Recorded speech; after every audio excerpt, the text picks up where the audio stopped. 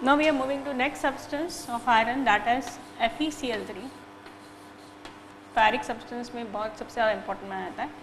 ये anhydrous state में मिलता है नेचर में,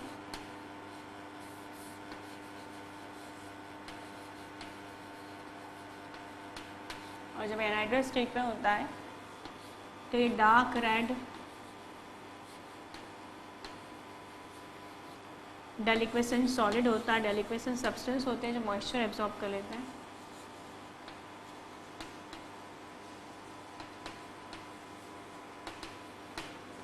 इसके अलावा ये हाइड्रेटेड फॉर्म में मिलता है, तब ये एक ग्रीनिश क्रिस्टल के फॉर्म में होता है।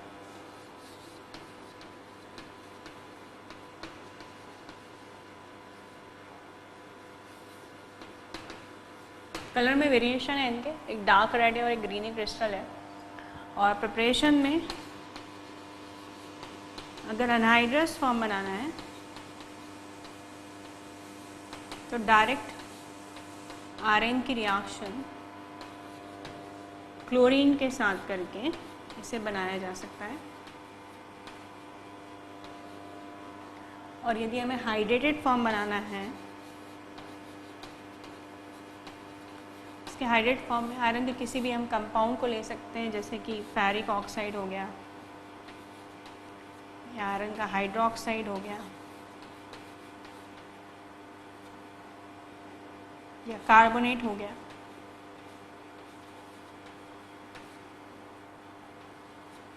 और यदि हम इनकी रिएक्शन HCl के साथ कराते हैं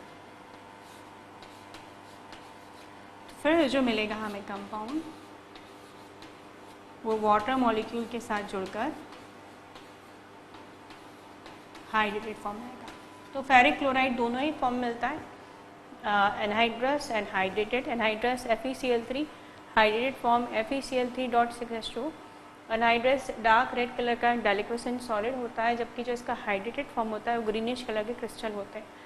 अगर हम इसका अनहाइड्रस फॉर्म बनाना चाहते हैं तो हम डायरेक्ट आयरन की रिएक्शन क्लोरीन से कराकर, ड्राई क्लोरीन से करा के बना सकते हैं, परंतु अगर हमें इसका हाइड्रेटेड फॉर्म चाहिए तो हमें आयरन का कोई कंपाउंड लेना पड़ेगा जिसमें आयरन +3 ऑक्सीडेशन स्टेट के साथ में हो।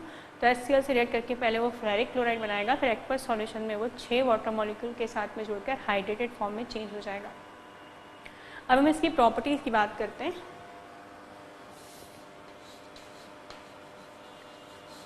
प्रॉपर्टी में यदि हम हीटिंग की बात करते हैं,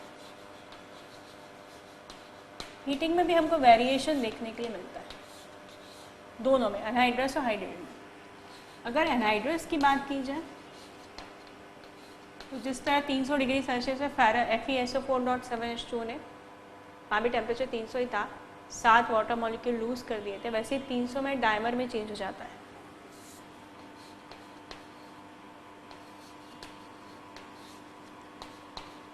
और डायरेक्ट सब्लिमेंट होता है। सब्लिमेंट मतलब ये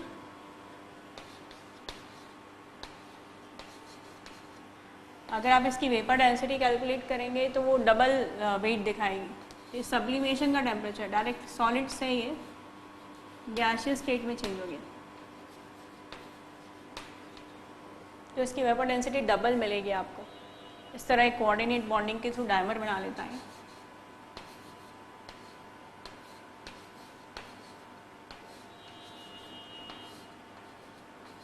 दो मॉलिक्यूल आपस में जुड़ जाते हैं जिसमें एक नॉर्मल बॉन्डिंग से जुड़ा होता है और एक जो है कोऑर्डिनेट बॉन्ड से जुड़ा होता है। तो ये अनहाइड्रस की बात कर रही हूँ। और यदि इसे और ज़्यादा पे गर्म किया जाए, यदि FeCl3 अबाउट 750 तो ये फेरस क्लोराइड में चेंज हो जाएंगे, साथ में क्लोरीन गैस रिलीज करेगा। अलग अलग टेम्परेचर पे अलग अलग वेरिएशन दिखा रहा है। और जहाँ तक बात करें हाइड्रेटेड की, तो इससे पहले जो FeSO4.7H2 था हमने गर्म किया था, उसने वाटर मॉलिक्यूल लूज कर देते, ये नहीं करता। यदि हम इसको हीट करते हैं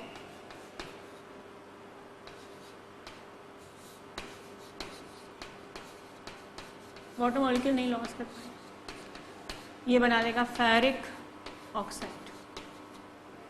और यदि हम चाहते हैं कि ये एनहाइड्रस फॉर्म में चेंज हो जाए तो we should treat it with the thionyl chloride, ये इसका डिहाइड्रेशन करा देगा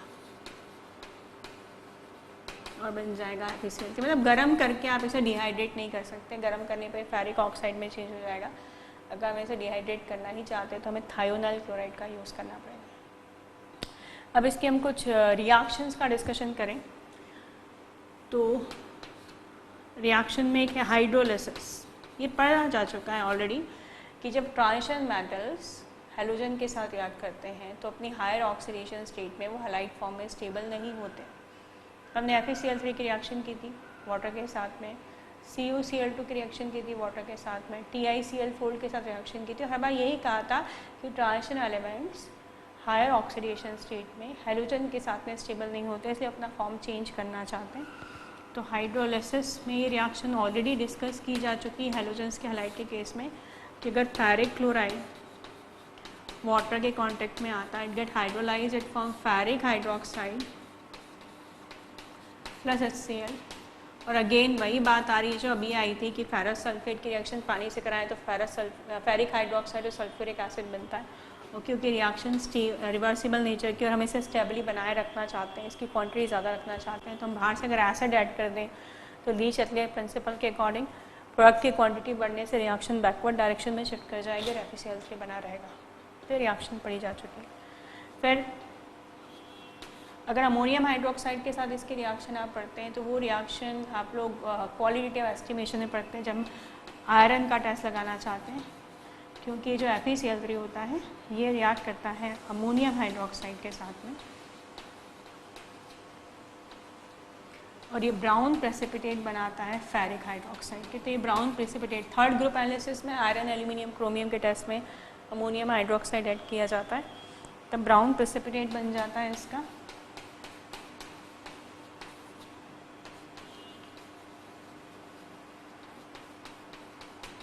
इसका ब्राउन प्रेसिपिटेट बन जाता है। चौथा आयरन का एक test again important, qualitative test जितना हो सके रिवाइज करते रहें, क्योंकि वो जल्दी याद होते नहीं हो भी जाते हैं तो जल्दी भूल भी जाते हैं। एक तरफ जितने भी इस तरह के टेस्ट हैं वो लिख लीजिए, जितने कलर्स बार बार आ रहे हैं वो साथ में एक बार लिख लीजिए तो आपको याद रहेगा। आज हमने काफ़ी सारे कलर डिस्कस किए, KMnO4 पर्पल कलर, उससे बनने वाला K2MnO4 potassium magnet green colour का होता है। इसके अलावा हरा कसिस पड़ा FeSO4.7H2O। फिर हम यहाँ बात करें कि जब एयर के कांटेक्ट में आता है तो बेसिक पैरा सल्फेट बनता है, that is brownish yellow colour का। तो वैसे ये ब्राउन प्रिपिटी है। या फिर फेरिक क्लोराइड के टेस्ट में एक होता है अमोनियम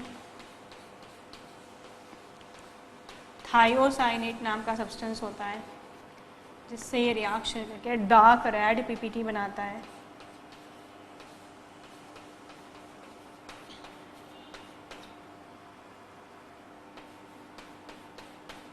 ये भी क्वांटिटी एस्टिमेशन में काफ़ी पूछा जाता है।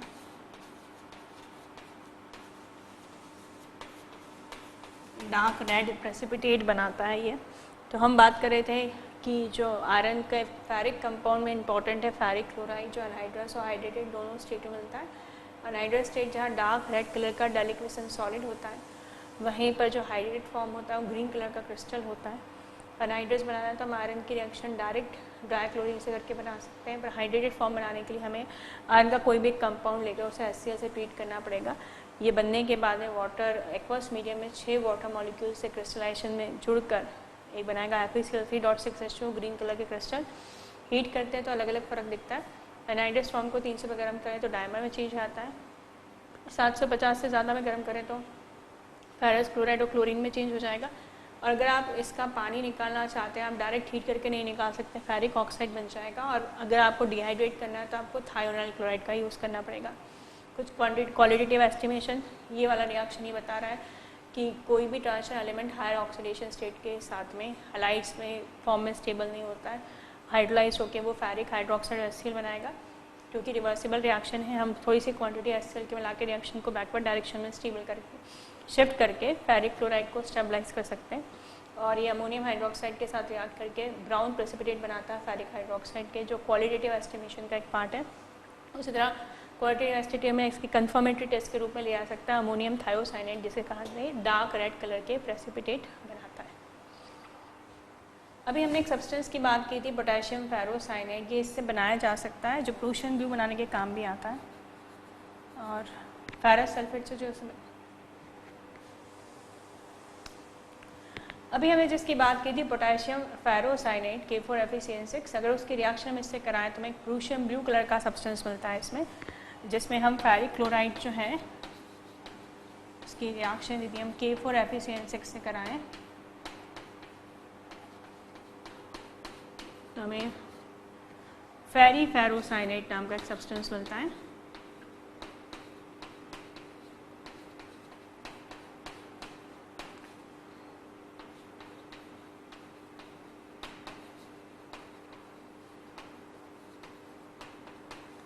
इसे प्रूशियन ब्लू भी कहते हैं,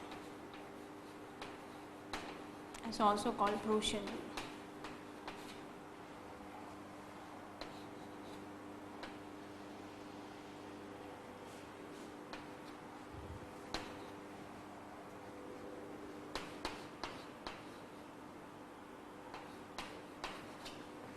तो इससे प्रूशियन ब्लू बनाया जा सकता है। इसके अलावा फेरिक क्लोराइड एक ऑक्सीडाइजिंग एजेंट के रूप में भी काम करता है। काफ़ी सारे आज ऑक्सीडाइजिंग एजेंट हमने नए देखे, कीमेनोफोर तो खैर पढ़ाई जो स्ट्रॉन्ग ऑक्सीडाइजिंग एजेंट होता है। इसके अलावा हमने ozone with water, CO2, chlorine, HgCl2, और अब फेरिक क्लोराइड आ रहा है एज ए ऑक्सीडाइजिंग एजेंट। तो देखिए ऑक्सीडाइजिंग एजेंट के रूप में कैसे काम करता है।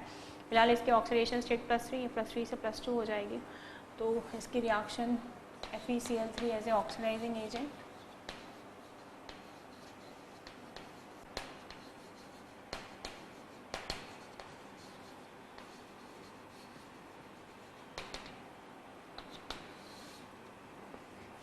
पहले अगर रिएक्शन देखें हम इसकी, तो अगर मैंने FeCl3 की रिएक्शन कराई है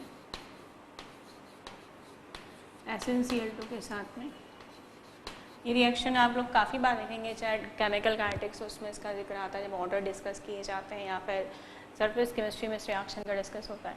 ये खुद चेंज हो जाएगा फेरस क्लोराइड में, जिसमें हम देख सकते हैं इसकी ऑक्सीडेशन स्टेट जो है वो +3 से +2 हो चुकी है, और ये जो 2 क्लोरीन है इसको मिल रहा है, तो ये बन रहा है SnCl4, जिससे इसकी ऑक्सीडेशन स्टेट +2 से +4 हो चुकी है। तो बता रहा है कि ऑक्सीडाइजिंग एजेंट का काम करता है। अगर एक और एग्जांपल दे, इसमें एक रिड्यूसिंग एजेंट H2S यूज़ करते हैं जो क्या बनाता है, सल्फर। तो अगर हमने लिया FeCl3 H2S, बनने वाला प्रोडक्ट हम श्योर है सल्फर है, और इसका भी श्योर है कि फेरस क्लोराइड बनाने वाला है। जो 2 क्लोरीन एक्स्ट्रा हैं वो हाइड्रोजन को मिल जाएंगे और बन जाएगा HCl। एक और रिड्यूसिंग एजेंट के साथ रिएक्शन कराएं, Ki के साथ में इसके रिएक्शन कराते हैं।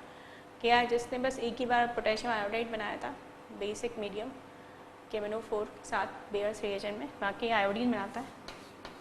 तो हो गया FeCl3, 2 मॉलिक्यूल ट्वाइस Ki, बनने वाला product twice FeCl2, 2 chlorine release किए इसने, और ये तो आयोडीन बन जाएगा और पोटेशियम को मिल जाएगा क्लोरीन। तो कुछ रिएक्शन है जो शो कर रही है कि जो फेरिक क्लोराइड है वो ऑक्सीडाइजिंग एजेंट का काम भी करता है। इस फेरिक क्लोराइड के एप्लीकेशन की अगर बात करूं,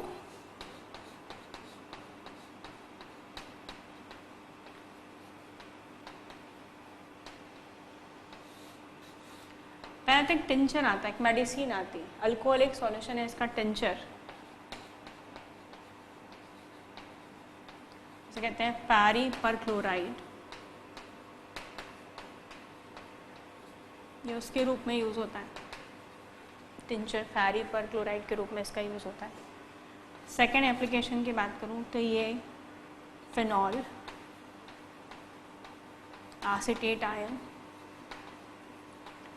इन सब के एनालिटिकल टेस्ट में यूज़ होता है, क्वालिटेटिव एस्टिमेशन में यूज़ होता है।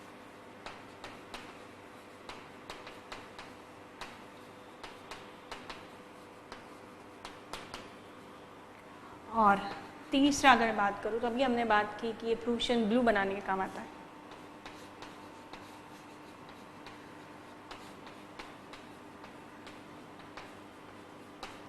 यहाँ रखिएगा प्रूशियन ब्लू, टर्नबल ब्लू अलग अलग चीज़ है। प्रूशियन ब्लू है फेरी फेरोसाइनाइड, जिसमें कॉम्प्लेक्स के बाद फेरिक आयन है और अंदर फेरस है, जबकि जो टर्नबल ब्लू है उल्टा है, उसमें फेरो फेरीसाइनाइड, बाहर जो फेरस आयन होती है उसमें अंदर फेरिक आयन होती है। तो ये प्रूशियन ब्लू बनाने के काम भी आता है।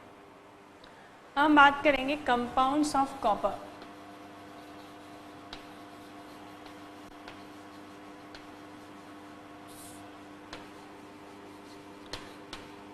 पहले हम उस कंपाउंड की बात कर रहे हैं जिसमें कॉपर की +1 ऑक्सीडेशन स्टेट है, जिसे क्यूप्रस कहा जाता है।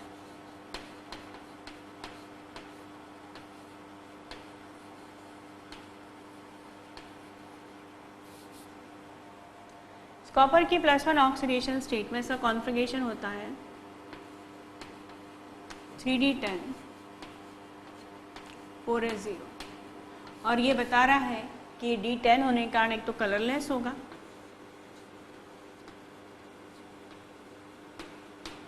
और दूसरा डायमैग्नेटिक होगा।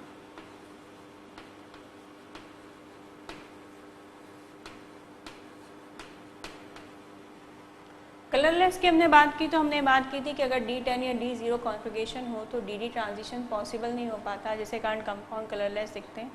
इसके दो एक्सेप्शन है, पोलराइजेशन कई बार रीज़न हो जाती है एक्सेप्शन की, 4 ट्रांसवेक्ट्रा भी, एक है Cu2 और एक एक्सेप्शन है Cu2s, जो कि रेड और ब्लैक कलर के कंपाउंड होते हैं। तो ये इसके एक्सेप्शन, अदरवाइज ये कलरलेस होता है। और सबसे खास बात है ये एक्वस मीडियम में अनस्टेबल होता है। It is unstable in aqueous medium.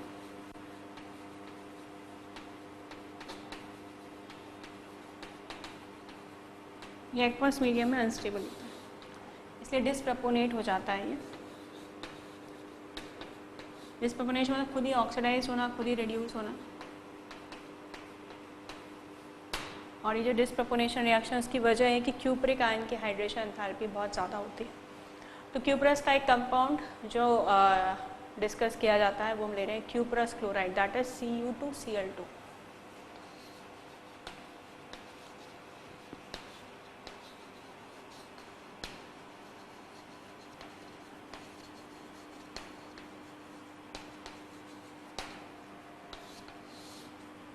सबसे पहले इसको बनाने के तरीके की बात करते हैं। इसमें अगर हम पहले तरीके पे आए तो इस पहले तरीके में हम लेते हैं excess of copper turnings. Copper से कतरन कह सकते हैं, कॉपर के छोटे छोटे टुकड़े कह सकते हैं। इसे हम HCl के साथ ट्रीट करते हैं और इन प्रेजेंस ऑफ परक्लोरेट। अगर आपको याद हो परक्लोरेट KClO3 डिकम्पोज होकर ऑक्सीजन देता है। तो एक्सेस की क्या ज़रूरत होती है आप देखेंगे। मैंने कहा सबसे पहले हम लेंगे एक्सेस कॉपर टर्निंग्स, जिसकी रिएक्शन HCl के साथ होगी। जो पोटेशियम क्लोरेट ऐड किया है वो नेसेंट ऑक्सीजन प्रोवाइड करेगा, ये बनाएगा CuCl2 + H2। और एक्सेस की ज़रूरत इसलिए बढ़ी क्योंकि ये जो क्यूपरिक क्लोराइड बना है ये अगेन कॉपर से रिएक्शन करेगा और बना देगा Cu2Cl2। तो पहला तरीका तो ये हुआ excess copper turning with HCl in presence of potassium chlorate, जो कि नेसेंट ऑक्सीजन देने का काम करेगा। दूसरे तरीके की बात करें तो हम लेंगे अब now excess copper with copper sulphate in presence of HCl। Again excess की जरूरत इसलिए बढ़ी क्योंकि पहले क्यूपरिक क्लोराइड बनता है, वो ज़्यादा स्टेबल होता है, फिर उससे हमें क्यूप्रस बनाना पड़ता है।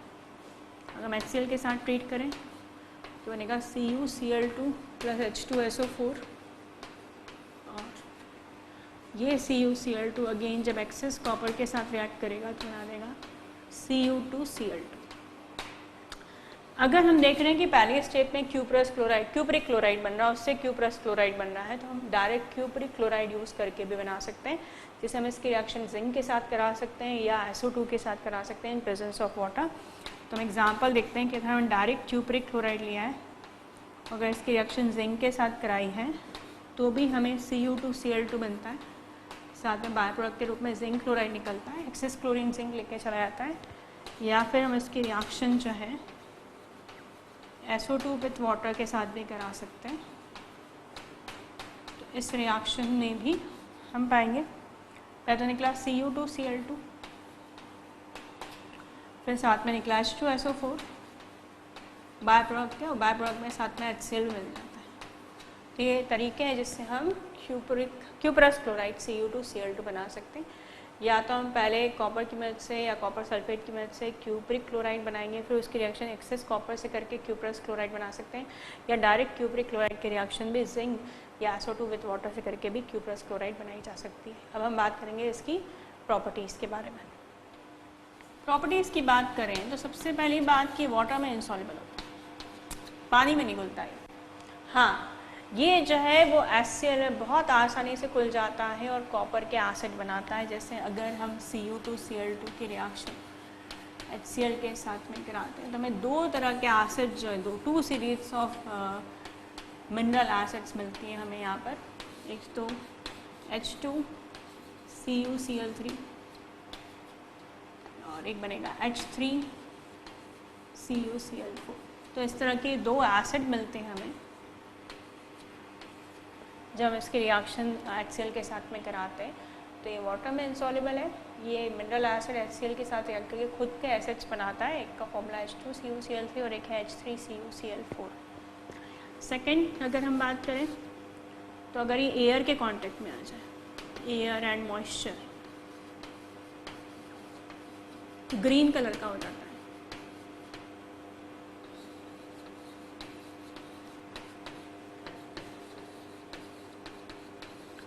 क्योंकि ये बना देगा बेसिक क्यूपरिक क्लोराइड। क्यूपरस से क्यूपरिक में चेंज हो जाएगा एक तो, और ये बन जाएगा CuOH whole twice. It turns to green because it form basic compound, addition compound, basic cupric chloride।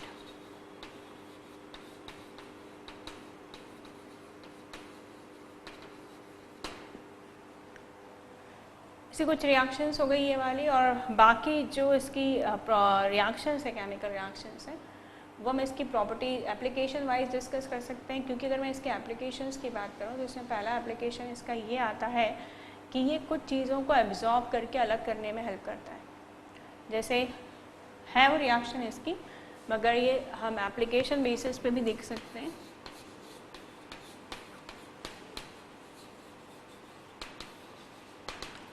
पहले तो इसमें कार्बन मोनोऑक्साइड को एब्जॉर्ब करने की कैपेसिटी है। तो अगर हमें कहीं पे कार्बन मोनोऑक्साइड एब्जॉर्ब करानी है तो हम इसको यूज़ कर सकते हैं। Just a simple addition compound बना देगा पहले इसके साथ में, और बाद में आप इसे गर्म करोगे तो वापस रिलीज़ कर देगा। तो कार्बन मोनोऑक्साइड को एब्जॉर्ब करने की इसमें कैपेसिटी होती है। दूसरा, इसमें एसिटिलीन को एब्जॉर्ब करने की कैपेसिटी होती है।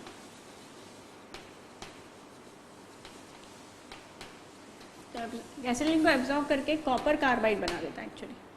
ये एसिटिलीन को एब्जॉर्ब करता है अमोनिकल मीडियम में। अगर अमोनियम मीडियम में एसिटिलीन प्रेजेंट हो तो पहले उसे पूरा एब्जॉर्ब कर लेगा, और अगर HCl के प्रेजेंस में आप गर्म करोगे तो वापस एसिटिलीन गैस रिलीज़ करेगा। तो इसमें कार्बन मोनोऑक्साइड को एब्जॉर्ब करने की कैपेसिटी है, इसमें एसिटिलीन को एब्जॉर्ब करने की कैपेसिटी है, और इन दोनों को वापस रिकवर किया जा सकता है। कार्बन मोनोऑक्साइड को रिकवर करने के लिए आप सिर्फ इसे गर्म कर दीजिए तो रिकवर हो जाएगा। और यदि एसिटिलीन की बात करें तो ये एसिटिलीन को पहले बेसिक मीडियम में एब्जॉर्ब करेगा, फिर HCl के प्रेजेंस में गर्म करने पर वापस रिलीज़ कर देगा। तीसरा, इट कैन एब्जॉर्ब अमोनिया, ये अमोनिया को भी एब्जॉर्ब कर सकता है। और चौथी इंपॉर्टेंट एप्लीकेशन, ये कैटलिस्ट का काम करता है इन द डेकन प्रोसेस। और ये जो डेकन प्रोसेस है ये क्लोरीन के प्रिपरेशन में काम आती है।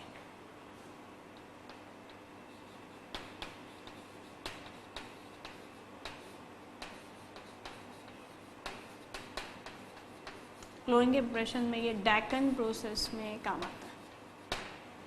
तो ये है इसके एप्लीकेशंस अलग अलग, जिसमें ये रिएक्शन बेसिस पे डिस्कस किए जा सकते हैं। कार्बन मोनोऑक्साइड और एसिटिलीन को एब्जॉर्ब कर जाता है तो यार रिकवरी भी हो सकती है। अमोनिया गैस के एब्जॉर्प्शन में काम आता है, और डेकन प्रोसेस में कैटलिस्ट का काम करता है जिसमें HCl के ऑक्सीडेशन से क्लोरीन गैस बनाई जाती है।